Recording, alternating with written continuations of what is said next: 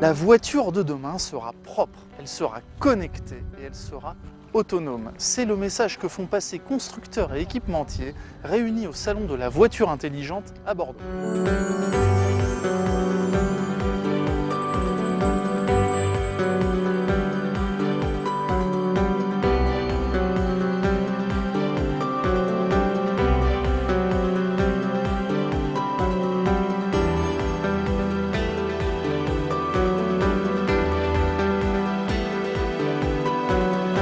L'un des clous du spectacle est la voiture autonome mise au point par l'équipementier Valeo. En l'occurrence une Golf, tout ce qu'il y a de banal en apparence, mais à cette différence près qu'elle est bardée de capteurs permettant de rouler sans intervention du conducteur. Nous allons prendre place à bord pour un test grandeur nature dans l'agglomération bordelaise.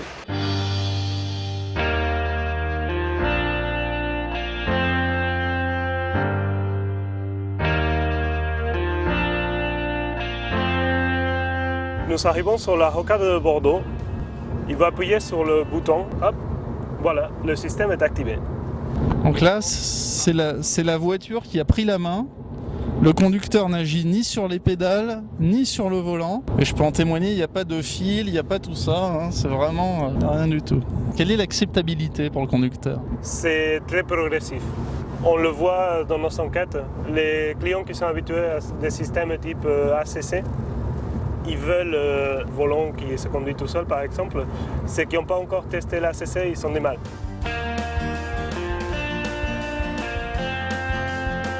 Donc là, il y a eu un ralentissement et la voiture a freiné toute seule également. Donc là, on va exécuter un lane change. Donc mon collègue touche le clignotant et la voiture change de voie toute seule. D'accord.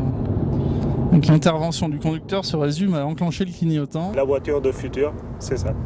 C'est ça, elle arrive, elle est presque prête. Elle est presque prête. Il y a le cadre légal qui doit évoluer. Mais dans 5, 6 ans, 5 ans, on verra ce type de voiture sur nos routes.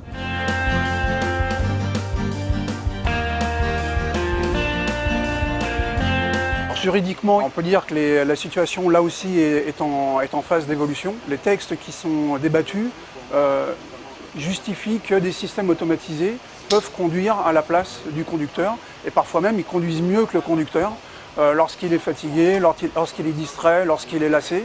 Un capteur et un logiciel ne se fatiguent jamais.